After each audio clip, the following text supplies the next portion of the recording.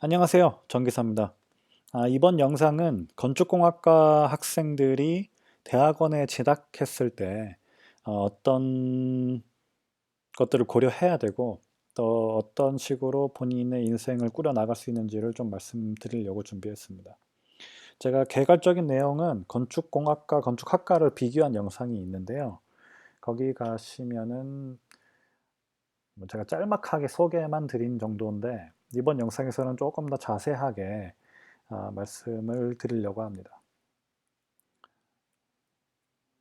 일단 석박사 두 가지 과정이 있고요. 석사는 2년, 박사는 4, 5년 정도 걸립니다. 물론 각 과정마다 학위 논문을 써야 되고요. 그 학위 논문을 언제 쓰느냐에 따라 졸업 시기가 결정되는데 대부분 석사는 2년이면은 마치는 게 아주 일반적이고요. 박사는 본인이 학위에 달려 있습니다. 요즘에는 석박사 통합과정이라는 것도 있는데요. 이거의 장점은 이제 두 가지를 이제 각각 했을 때 보통 한 6년, 7년 걸린다고 보면 석박사 통합과정은 한 1년 정도 짧게 박사까지 마칠 수 있습니다. 중간에 석사 학위 논문을 쓰게끔 하시는 지도 교수님도 계시고 아니면은 그냥 그것이 요구되지 않는 석사 학위 논문이 요구되지 않는 아니면은 요구하지 않는 지도 교수님을 만날 경우에 그냥 박사 학위 논문만 따면은 됩니다. 제가 지금 말씀드린 거는 이제 풀타임 전임을 말씀드린 거고요. 혹시 회사를 다니고 계신데 이제 석사나 박사 학위를 따고 싶으시다고 하면 공학대학원이 있고요. 대부분의 수업이 제가 알기로는 퇴근하고 가실 수 있게끔 시간대가 결정되어 있는 걸로 알고 있고요. 공학대학원은. 그리고 비전임 박사 과정은 풀타임이 아닐 뿐이지 수업은 오전에 열리거나 오후에 열리거나 그것들을 들어야 하시는 걸로 알고 있어요. 제가 이 부분은 조금 많이 달라서 따로 말씀을 드려야 될 것 같은데 일단은 그냥 요 정도만 말씀드리고 넘어가도록 하겠습니다. 일단은 연구실을 선택하는 것이 가장 중요합니다. 연구실을 선택한다 함은 그 연구실을 운영하는 지도 교수님의 이제 관심 분야, 그 각 교수님마다 이제 스페셜티가 전문성을 가지고 계시는 분야가 다 다릅니다. 뭐 제가 이렇게 적어놨는데요. 구조, 환경, 건설 관리, 에너지, IT 뭐 이런 것들이 있는데요. 그 어떤 연구를 하시는지를 한번 보셔야 돼요. 그 연구실에서 하는 연구가 어떤 것들이고 그리고 이제 그 연구실에 갔을 때 내가 어떤 연구를 할 수 있는지 그게 제가 봤을 때는 첫 번째 선택 기준입니다. 그리고 두 번째로는 돈입니다. 돈.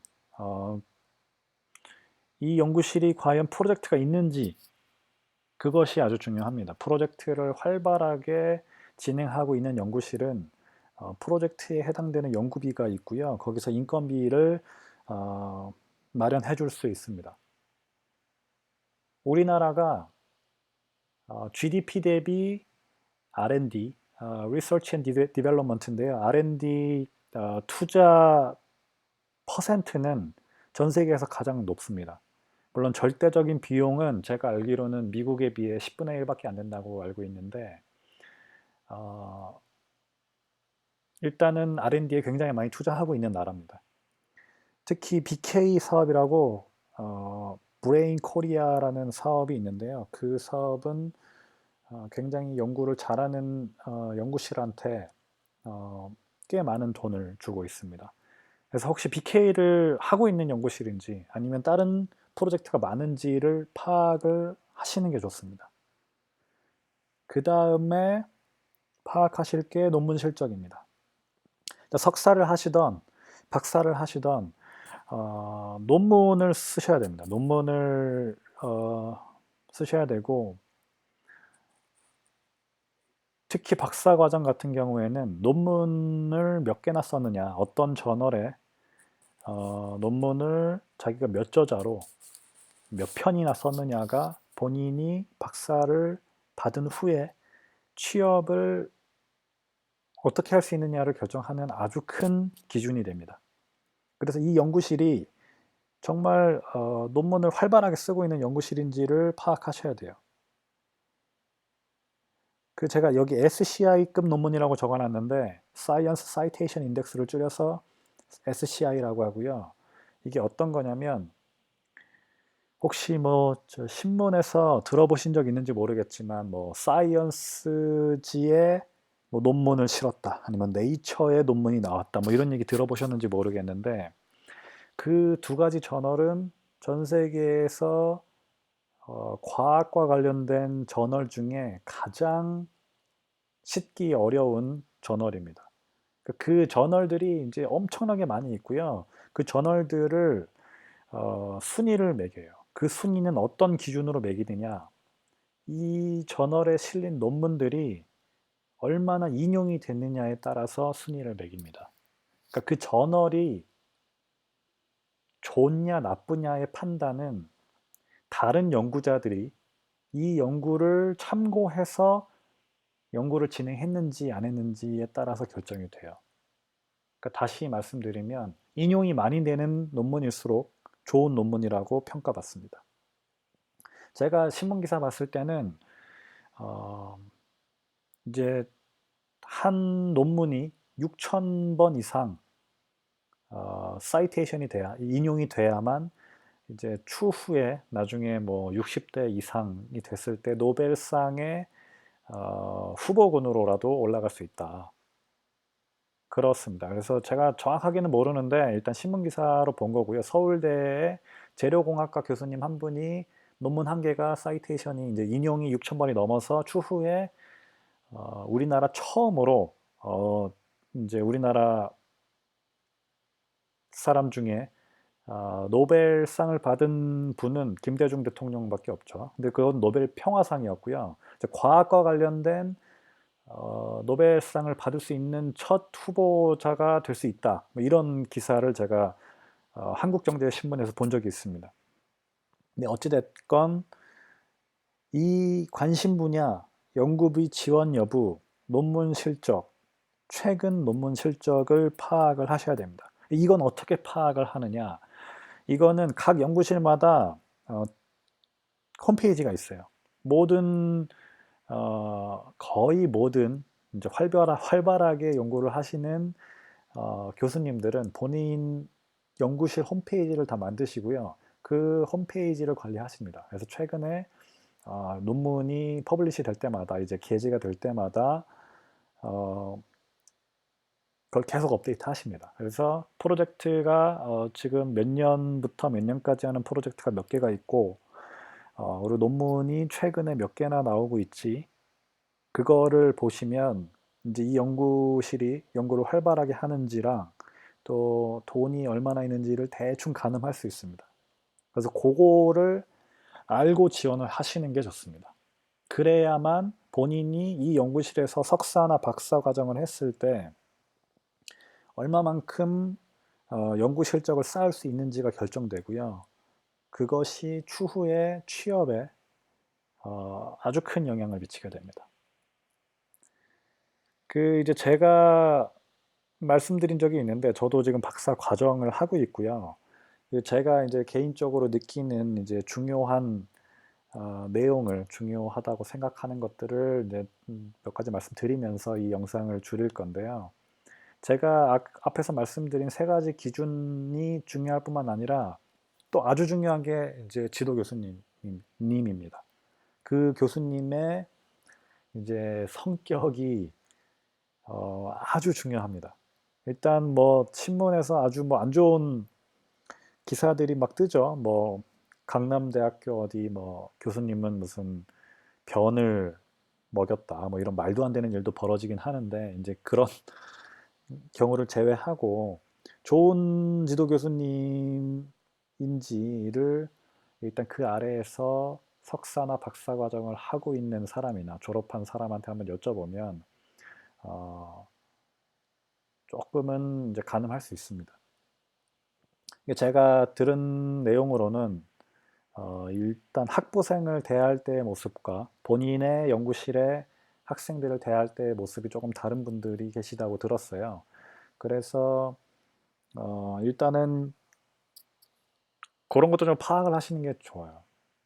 지도 교수님이랑 잘 맞아야만 본인이 제가 석사, 박사 다 합쳐서 물론 석사 때 지도 교수님하고 박사 때 지도 교수님이 다를 수 있지만 만약에 박사까지 생각이 있다 했을 때 지도 교수님하고 4년에서 5년을 같이 일을 해야 되는데 지도 교수님하고 잘 맞지 않으면 굉장히 힘듭니다. 왜냐하면은 이제 회사를 다니면은 물론 거기서도 상사 한 분이랑만 일할 수도 있지만은 여러분하고 같이 일하게 되는 게 다반사고요. 반면에 이제 대학원 생활은 지도 교수님하고 일을 하는 게 대부분입니다. 물론 큰 연구실에 가면은 지도 교수님 아래에 포스트닥 제가 나중에도 말씀드릴 건데 박사를 마치고 나서 할 수 있는 게 박사 후 과정이라는 게 있어요. 그거는 이제 자기가 박사가 되고 나서 연구실에 다시 취업을 하는 겁니다. 이제 돈을 받고 연구를 진행하는 사람이 되는 건데 포닥이랑 일을 할 수도 있고요. 지도 교수님이랑 일을 할 수도 있는데 지도 교수님이 최종 이제 관리자이기 때문에 그 지도 교수님이 어떤 성향이신지에 따라 본인의 대학원 생활이 아주 크게 좌지우지됩니다. 그래서 지도 교수님이 물론 연구실을 알아볼 때 지도 교수님이 끌려서 알아보는 경우가 많죠. 근데 일단은 그거를 이제 지도 교수님이랑 일을 하게 된다라는 것을 한 번 더 명심하셨으면 좋겠고요. 제가 아까 연구비랑 논문 실적을 말씀드리면서 강조드렸었는데 논문 실적이 굉장히 중요합니다. 논문 실적이 어, 특히 박사를 할 때 아주 중요합니다. 그리고 우리나라 같은 경우는 대부분 좋은 저널에 싣기 위해 영어로 된 저널에다가 논문을 많이 내려고 하고요. 영어로 써야만 인용이 많이 됩니다. 왜냐하면 한국말로 쓰면 한국 사람만 읽을 수 있기 때문에 인용이 될 확률이 적죠. 그렇기 때문에 영어가 굉장히 중요하고요. 그다음에 논문을 몇 개나 썼느냐, 특히 저널에다가 건축공학과 같은 경우는 이제 저널에다가 몇 개나 썼느냐가 어, 아주 중요합니다. 유학을 생각을 하시는 분도 계실 거예요. 그 박사는 유학 아니면 석사는 유학 뭐 이런 게 있으면 만약에 석사까지 한국에서 하고 박사를 미국으로 가고 싶다라고 하면 석사 때 논문을 몇 개나 썼는지가 이제 박사의 합격 여부를 결정하는 데 또 큰 잣대가 될 수 있습니다. 그리고 제가 한마디 더 하고 싶은 거는 석사 때 논문을 써봐야 박사가 됐을 때, 박사 과정이 됐을 때 어, 논문을 쓸 수 있어요. 이거는 제가 영상을 한 개 더 만들던지 해서 조금 더 상세하게 말씀드리도록 하겠습니다. 그다음에 세 번째로 중요한 게 이제 컨퍼런스 같은 데를 가게 돼요. 이제 저널보다 조금 한 단계 아래인 이 급이 이제 컨퍼런스고요. 거기 컨퍼런스에 논문을 내게 되면 그 컨퍼런스에 가서 본인의 연구를 발표하게 됩니다. 물론 영어로 해야 되고요. 얼마나 본인이 영어로 발표를 수려하게 하느냐에 따라서 본인의 인상을 다른 자기와 유사한 연구를 진행하는 사람들한테 좋은 인상을 남기게 되고요. 그게 본인의 네트워크가 됩니다. 어, 뭐, 뭐 인맥 사회다. 뭐 우리나라는 학연, 지연, 혈연이 아주 안 좋다. 뭐 이런 얘기가 있는데 어, 미국이나 다른 나라는 더 심하면 더 심했지 안 심하다고 볼 수 없습니다. 왜냐하면 어, 우리나라는 추천서 같은 제도가 없는데 미국은 다 추천서 무조건 받아야 돼요. 제가 만약에 직장을 이직하려고 하면은 추천서를 그 전 직장 상사나 이런 사람한테 받아야 되고, 그리고 예를 들어 무슨 자리가 나도 수소문해 그냥 주변 사람들 수소문해서 뽑는 경우도 부지기수입니다. 그렇기 때문에 본인이 네트워크를 잘 쌓아야 되고요. 그리고 이런 것들이 물론 다 영어가 기본이 됩니다. 이런 것들이 다 본인의 추후 취직에 영향을 미치게 됩니다. 그리고 제가 만약에 제 후배나 제 아는 친한 뭐 동생들이 예를 들어 뭐 박사과정을 할 생각이 있다. 그러면은 제가 묻고 싶은 것들을 또 적어봤어요. 이제 본인의 특성이 그 박사과정을 하는데 적합하느냐에 대한 질문에 대한 대답입니다. 그러니까 제가 봤을 때 가장 중요한 거는 지적 호기심이 있어야 됩니다. 이게 아주 좀 진부한 말일 수 있는데요. 제가 이렇게 표현하고 싶습니다. 뭘 알고 싶은지에 대한 뭘 알고 싶은가, 아, 뭘 알고 싶어 하는 어떤 일이 있을 때 그게 궁금한지 그게 있어야 됩니다. 이게 많은 분들이 착각하시는 게 석사나 박사 과정을 하면 본인이 하고 싶은 연구, 본인이 공부하고 싶은 것을 공부하게 된다라고 생각하시는데요. 사실은 내가 어, 하고 싶은 분야에 그 분야를 하고 있는 연구실 안에 가도 제가 하고 싶은 연구를 못하는 경우가 많아요. 왜냐면은 프로젝트가 있으면 그 프로젝트에서 요구하는 것들이 있고 그것들을 하다 보면 제가 하고 싶은 연구를 못하게 되는 경우도 많습니다. 그러면 어떻게 해야 하느냐? 내가 하고 싶은 게 아닌데 그거를 본인이 지적 호기심이 있으면은 자기가 하고 싶은 연구도 나중에는 관심이 가게 되고요. 그 관심이 쉽게 갈 수 있으려면 알고 싶어 하는 욕구가 있어야 됩니다. 그게 없으면 제가 봤을 때는 논문을 아이디어를 내는 것도 좀 한계가 있을 거고, 그 다음에 굉장히 많이 배워야 됩니다. 굉장히 많이 배워야 되는데, 좋은 연구자가 되려면 굉장히 많이 배워야 되는데, 그 배우는 게 지쳐서, 결국에는 좋은 실적이 안 나오는 어, 그런 불상사로 이어질 수 있습니다. 그리고 이제 논문을 써야 되는데, 논문은 아무도 안 한 걸 해야 돼요. 그러니까 논문이라 함은 어, 이제 인간이 살면서 점점 지식을 구축해 나가는데 이런 부분에 대한 지식이 없다. 그렇기 때문에 그 부분에 대한 지식을 만들기 위해 내가 이 연구를 진행했다. 이런 거거든요. 그러면은 어떤 연구가 안 되어 있는지를 알아야 되고 또 그 부분에서 창의성이 발휘가 돼야만 아이디어가 나오고 또 그거를 연구화하고 논문화할 수 있습니다. 그래서 창의성이 좀 있으셔야 돼요. 창의성 평가하는 그런 뭐 IQ 테스트처럼 창의성 테스트 같은 것도 있었던 것 같은데 그런 걸 한번 보셔도 되지 않을까 싶습니다. 물론 저도 뭐 본 적은 없는데요. 일단 그냥 드리는 말씀입니다. 그리고 이제 제가 세 번째로 뽑은 거는 근면함입니다. 근면함.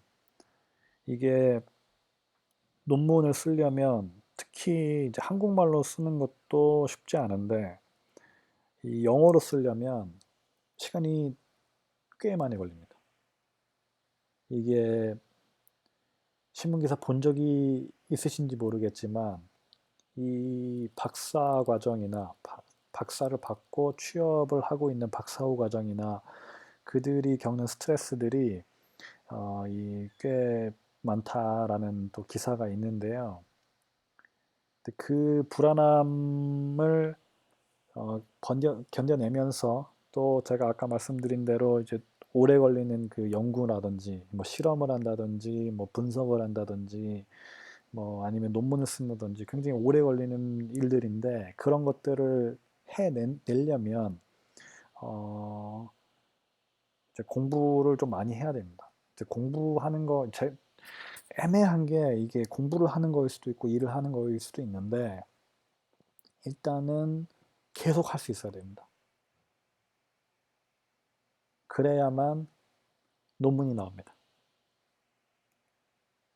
일단은 졸업 후에 석사는 공채, 우리나라 같은 경우는 공개 채용이 있죠. 공채 같은 데에도 지원 가능합니다. 그 경력을 1년에서 2년 정도 인정해 주고요. 그건 회사마다 다르고 그거는 알아보셔야 됩니다. 그리고 석사를 하고 나서 공채가 됐을 때 장점은 본인이 석사 때 한 연구와 관련이 있는 부서에 배정이 될 가능성이 높습니다. 특히 저 같은 경우는 학사를 마치고 취업을 한 경우라, 그리고 저는 건축공학을 알고 싶었기 때문에 이제 현장 기사로 간 경우였고요. 제 후배나 뭐 제 동기나 선배나 보면 이제 석사를 마치고 이제 뭐 어디 회사에 들어가면 그 석사 때 한 연구와 비슷한 부서의 본사에 바로 갈 수 있는 가능성도 꽤 높습니다. 근데 고래서 석사를 하는 경우도 있어요. 그리고 이제 연구소 같은 데에도 지원이 가능하게 됩니다. 학사만 가지고는 연구소에 지원을 못 하고요. 석사는 있어야 됩니다. 그리고 박사 후에 할 수 있는 거는 아까 말씀드린 박사 후 연구원, 포닥이라고 하고요. 그 포스트 닥을, 닥은 이제 닥터고요. 포스트 닥을 그냥 포닥이라고 하고요. 그 다음에 연구 실적이 좋고, 제가 아까 말씀드린 뭐 발표도 잘하고, 뭐 네트워크도 잘 쌓았다. 어, 자기 이력서가 굉장히 좋다. 그러면은 바로 교수로도 갈 수 있습니다. 그리고 아까 이제 연구원으로도 취직이 가능하다고 했는데 석사만 맞춰도 연구원으로 취직이 가능하다고 했는데 이제 그런 연구소에서 일을 하다 보면 박사를 갖고 계신 분들이 주로 이제 선두지휘하게 되고요. 석사를 가지고 계신 분들은 그 아래에서 일을 하게 되는데 이제 약간 좀 리더가 될 수 있습니다. 연구소에서 리더의 역할을 할 수 있는 어, 그런 보직을 받으실 수 있습니다. 이제 연구원으로 취직을 하게 되시면. 일단은 제가 준비한 내용은 여기까지고요. 제가 이게 필요할지는 모르겠는데 혹시 필요하면 연구를 어떻게 하는 건지 또 논문은 어떻게 쓰는 건지 아직도 저도 배워야 할 게 많고 저도 아직 많이 모자라지만 아니면은 뭐 그런 부분에 대해서 제가 영상을 하나 더 만들 생각도 있고요. 아니면은 어떤 논문들이 있는지 또 어떤 식으로 본인이 석사 과정이나 박사 과정을 계획하는 게 좋은지 어, 그런 것도 조금 전달해 드릴 수 있으면 전달해 드리도록 하겠습니다. 어, 정기사였습니다. 감사합니다.